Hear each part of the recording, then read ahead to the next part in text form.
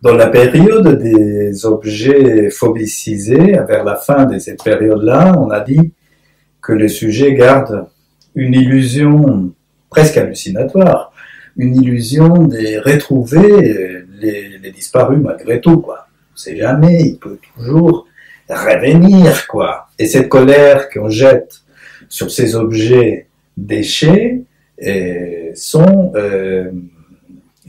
une façon détourner, hein, de travailler la colère qu'on peut éprouver vis-à-vis de l'objet aimé.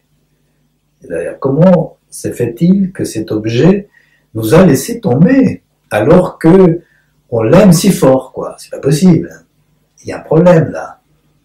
Mais bon, on ne se permet pas d'avoir, ou pas toujours d'avoir, cette pensée ou ces sentiments-là, d'avoir directement la colère contre le disparu. Mais bon, donc vers la fin de cette période, donc, on a bien travaillé ces objets qui sont devenus phobicisés. On commence maintenant à vouloir, puisqu'on se rend compte que le temps passe, que l'espace ne change pas, hein, et que dans l'espace de notre vie, il n'y a pas le retour qu'on voulait, qu'on attendait de façon anxieuse. Et ben, là, il y a un calme de l'anxiété, mais la douleur reste contenue, reste retenue, mais cette fois-ci, l'angoisse, elle va disparaître grâce à la colère. Nous savons que il y a parfois une équivalence opposée, hein, entre colère et angoisse. Hein. La colère, parfois, c'est une sorte d'antidote de l'angoisse.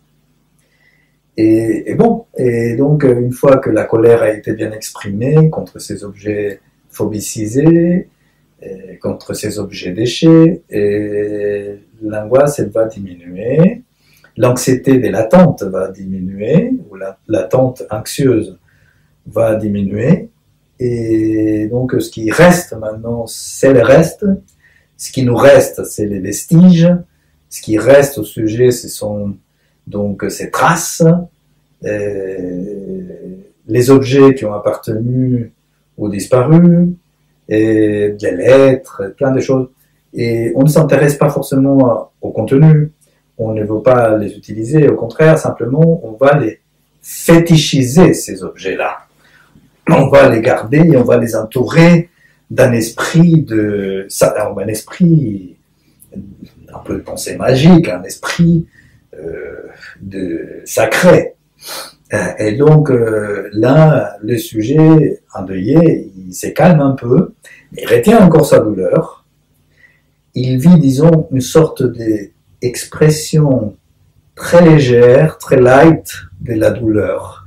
C'est-à-dire qu'il vit maintenant avec la douleur comme compagne. Et donc la douleur commence à sortir un peu, mais à moitié seulement.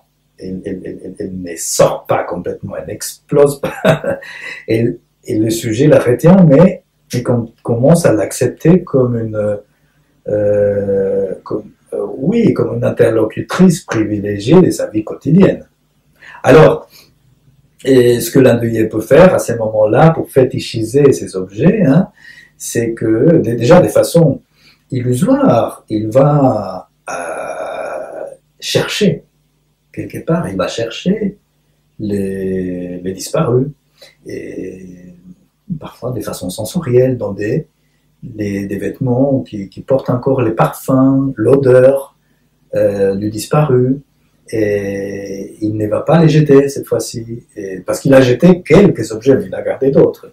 Maintenant, il s'agit d'autres objets qui ont appartenu directement aux disparus, et ces objets-là, il ne va pas les jeter, il va les fétichiser, il va les garder, et sans travailler sur eux, simplement on va les garder, il va les travailler comme, disons, il ne va pas les travailler de façon progressive, mais il va les travailler de façon conservative, conservatrice. Il va sanctuariser, par exemple, la chambre. du disparu, la famille peut garder la chambre du disparu telle qu'elle, et sans rien toucher. À peine on fait la poussière et les ménages, mais on garde la chambre telle que le disparu l'a laissée avant de partir. Et donc on va faire une sorte de mausolée, une sorte de musée à l'intérieur de la maison. Et on peut même garder sa place à table, garder vide sa place à table, c'est-à-dire personne ne pourrait s'asseoir à table parce que c'est la place du disparu, c'est jamais, peut-être que tout à l'heure il revient. C'est comme, ou peut-être qu'il ne revient pas parce qu'il est déjà là, il est encore, il a toujours été là finalement. Et donc c'est la période du fantôme, c'est la période de la maison hantée, c'est la période où il est là entre nous, quoi, à sa façon. Il peut pas être là comme avant, il est là d'une autre façon, parce qu'entre-temps, il y a eu l'histoire de la perte, mais il est toujours là, quoi. On le garde. Et on essaye de le repérer dans des situations de la vie quotidienne qui sont hétérogènes, hétéroclites.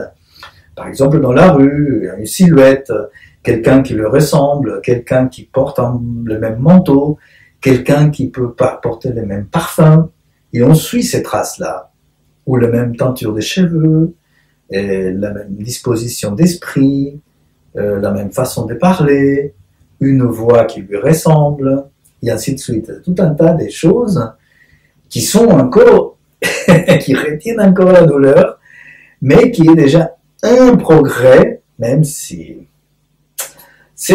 par rapport à avant, c'est un progrès, mais on n'est pas encore dans la période du travail, du deuil lui-même. C'est encore tentative de nier quoi? De nier la souffrance liée à la perte. Pour l'instant, on est en train de travailler sur l'affirmation de la réalité, tout simplement, de la perte. Et donc, concernant la réalité de la perte, c'est une progression. Mais concernant la souffrance liée à la perte, c'est la valeur affective de la perte, alors là, pas encore. Et donc, on garde ces espaces sanctuarisés qui appartenaient aux disparus et qui restent à la maison. Je me souviens, dans ma famille, il y avait une histoire comme ça, notamment mon père qui avait gardé la cravate de mon grand-père, parce qu'il est décédé assez tôt, mon grand-père paternel, et mon père, moi je ne le savais pas, mon père avait une grande collection de cravates, et un jour, il fallait l'aider à ranger des vêtements, et il m'a demandé de l'aider à ranger, donc je commençais, j'étais enfant, quoi. Et donc j'ai vu, toutes les autres cravates étaient bien rangées, mais il y avait une cravate qui était encore nouée et qui pendait d'un cintre. Et donc je me suis dit, je vais défaire les nœuds de la cravate pour la ranger avec les autres.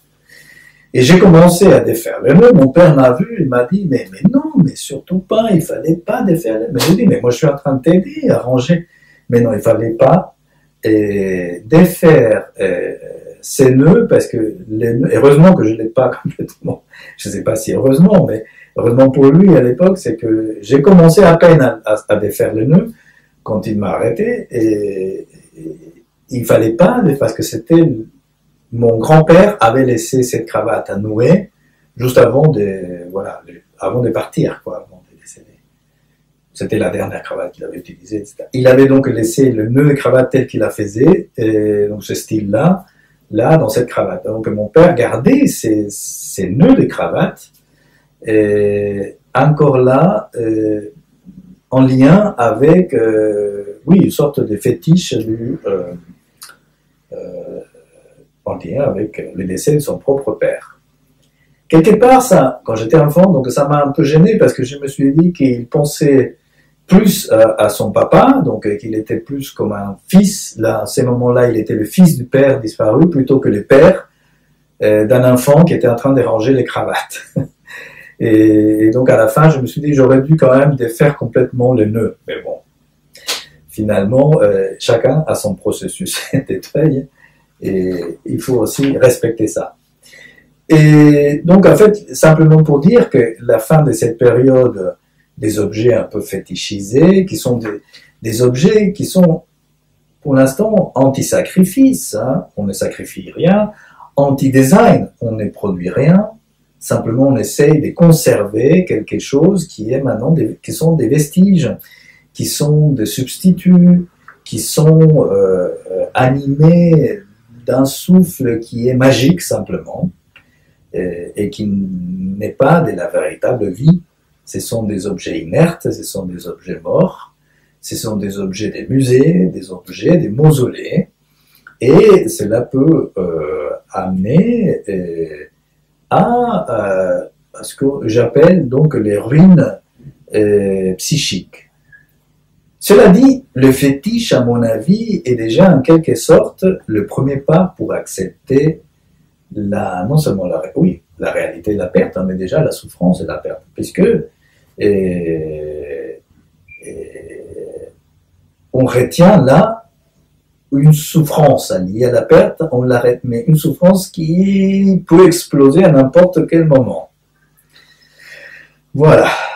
Donc, l'idée, c'est que à ces moments-là, il peut avoir ou pas, il peut avoir ou pas l'extériorisation, l'expression, l'explosion de la douleur qui va permettre après au sujet de vivre, lorsque cette douleur se transformera en tristesse, qui pourra permettre au sujet d'élaborer autour de la perte de l'objet aimé.